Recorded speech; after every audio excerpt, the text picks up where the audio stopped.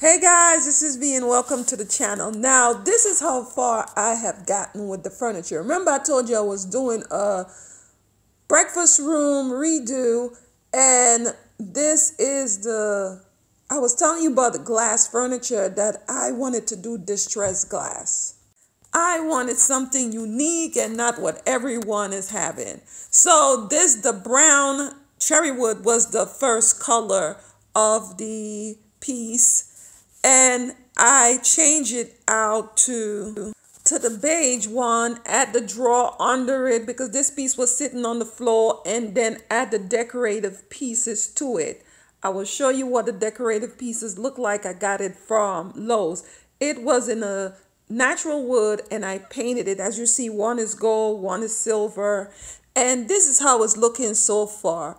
What I was not anticipating that each glass will age differently as you do the treatment on it. So I don't think it's a dilemma because I believe that every spoil could be a style. I had put the glass on and then I end up taking it off. This is one of the treatment, and I end up breaking the glass because, as we know, glass is very fragile. This is how the piece is looking. I'm going to go ahead and cut it and remove the piece. I also did my china cabinet. I put the glass in the frame. I have to go ahead and frame it out with these smaller pieces of wood. I purchased these here from Lowe's, these thin pieces, but Dollar Tree sells a smaller one, and I think is much more cost effective. This is the actual framing that I use on the piece of furniture to make everything look a little bit cohesive. This is not a gold as it looking right here. It's more as a champagne gold. As you see, I'm cutting small pieces of glass and do the inlaid in the cabinet. Yes, she got a lot of time. I also doing the same, like I am designing a whole breakfast room set. And this is the small glass that I did. It's called antique glass that I also did on the table. Here are the pieces, the molding pieces that I use is actually decorative pieces for walls like chair rail, and I put it on the furniture. This is how the molding look once I put it on the other piece. This here I'm showing you, I want to go ahead and attach it or do some type of design with it. And I am mimicking the same thing on the table. And I also, as you see, add glass to the side of the table, trying to make everything a cohesive match. So now I'm going to go ahead, and yes, I'm a glass cutter. I force myself to be one. So I'm going to go ahead and cut this glass right here. Now looking at it, I don't know why I tried to take it off in the first place, and I could have taken it off in one piece. If you need a video on that, let me know, even though I messed up on that one, but I since then learned that actually I'm giving you a video on it. You just heat the glue up in the back and make it hot enough, and you use your spatula to go behind the piece. And I could have used a shovel, a shovel. Listen, I don't know the word. I could have used one of that. Is used for doing cement. I could have used one of that to go behind the tile, behind the glass, where it would have been longer to take the piece out in one stretch, but I didn't. So now what I'm doing, I want to cut the glass because I still want to use the glass on the cabinet, like use it in other space. I do need one more piece, and I think I'm gonna just mirror everything. I'm gonna mirror the kids, the husband.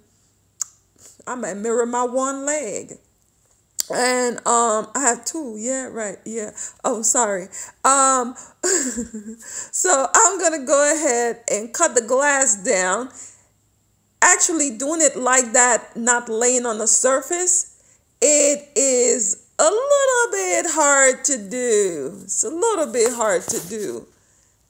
And I am going to cut it down And as you're going to see, it's going to end up breaking, but I'm going to get a decent sized piece out of it. So now, me and my ashy feet, we are just trying to get this here together. So I want to apply pressure.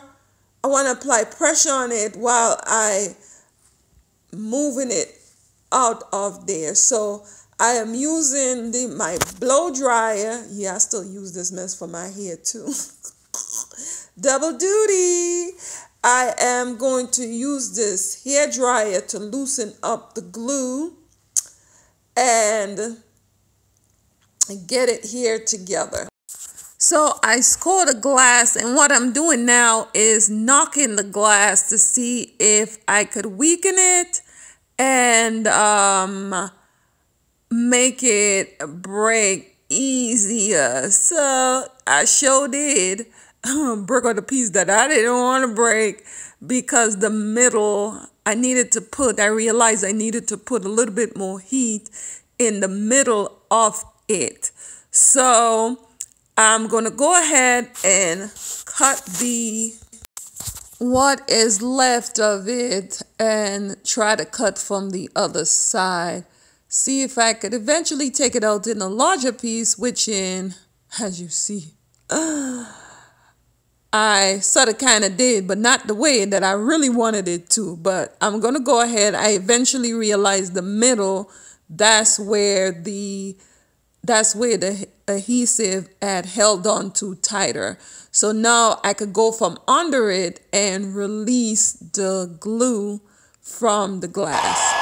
So I'm still working on it, and eventually, as you see, the middle was holding it, and I was able to get it apart. Guys, all of this glass that I'm putting on this thing is glass that I went to the thrift store and get. And I'm also going to take the other side off, because all glass is different. I guess it's different. It is different manufacturer. And once you age it, because it's not from one piece, it could come out looking very different. As you see, look at all of that beautifulness on it. Right here, I'm showing you how I score it. And then now I'm breaking it into to go ahead and get it cut down. So now I measure my piece that I need for the china cabinet.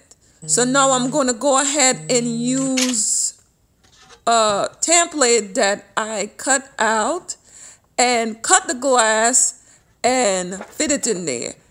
Actually, I cut it a little bit too big. It's best you make sure you measure twice, like I needed to do. Measure twice, so then you have to cut once. So now I'm going to go ahead, because I have this little piece here that I have to take out, and I'm using oil, and then I'm using my glass cutter to go ahead and cut the piece off the edge. So now I'm going to tap it to weaken the glass. And because I scored really good, I'm expecting a clean break. Actually, I was not supposed to do it like that, but it ended up falling off because it was such a good cut. So now, perfect fit. Now what I have to do is glue it in and then go in with the framework. I am using. So this is the piece here. That is the larger piece. That's the condenser, buffet, whatever you may call it. Actually, it's a piece of office furniture.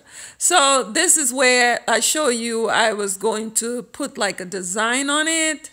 And the one in the middle is not the one I really want, but the one on the side, it is looking really, really good. So guys, come back in another video and I'll show you the full furniture reveal, even the table.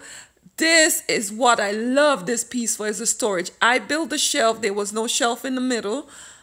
And look at the drawer right here could hold, it's deep and it could hold lots of things. Then there's the top drawer that I could put napkins, serving spoon. This is what the molding looked like before. Actually, it was white and I sprayed it brown at one point.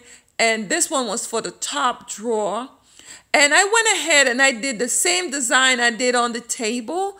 I did it on the credenza. I'm going to get a clear piece of glass to put on the top. I'm still hunting for it because I want it for the El Frio at the thrift store. So this is the table. I sanded it a bit. I'm getting ready to put the finishing coat on it. And I'm going to go ahead and draw one of the design that I did on the credenza. That's that scrolly detail like this. I am going to do the same thing on the table, but I'm going to do a larger one. So guys, this is it for now. If you like what I'm doing here, please like, subscribe, and share. Hit the notification that when I upload videos, you'll be one of the first to be notified.